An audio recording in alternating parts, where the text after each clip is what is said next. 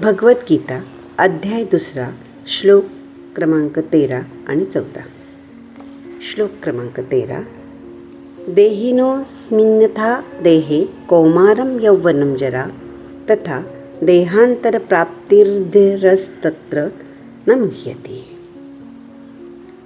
ज्याप्रमाणे देहधारण करणारा आत्मा कुमार अवस्थेतून तरुणपणात आणि तरुणपणातून म्हातारपणात जात असतो, त्याचप्रमाणे पुढच्या मृत्यूच्या अवस्थेनंतर हा जीवात्मा दुसऱ्या एका देहामध्ये प्रवेश करीत असतो. मात्र अशा सतत होणाऱ्या बदलामुळे धीरवान मनुष्य कधीही गोंधळून जात नाही. हे सांगण्यापाठीमागे श्रीकृष्णाच्या मनात असा अर्थ आहे की प्रत्येक जीव हा स्वतंत्र देहधारी आत्मा असल्याने तो प्रत्येक अवस्थेत आपले शरीर बदलत असतो.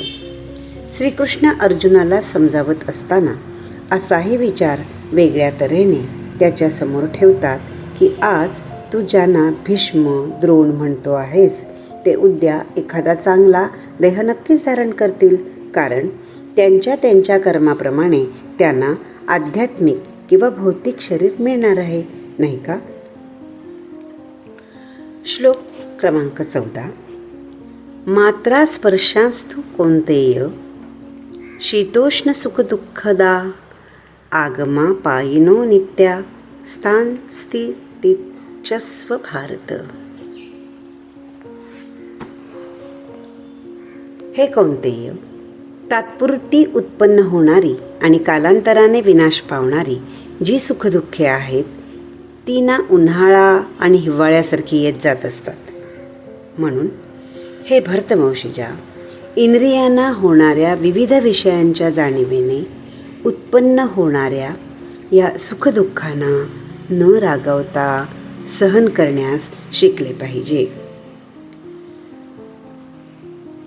या श्लोकामधून अर्जुनाला समजावत असताना श्रीकृष्ण इथे अर्जुनाला उद्देशून 2 नावांनी संबोधतात. एक, आई कुंतीच्या नावाने हे कौन्तेय असे म्हणतात आणि दुसरे पित्याकडील नावाने भारत असे म्हणतात. यामुळे त्यांना असे सुचवायचे आहे की अशा बलाढ्य वंशाचा तू आईकडून आणि पित्याकडून वारसा घेऊन आलेला आहे. हे सूचकपणे अर्जुनाच्या मनावर ठसविण्याचा श्रीकृष्ण प्रयत्न करतात.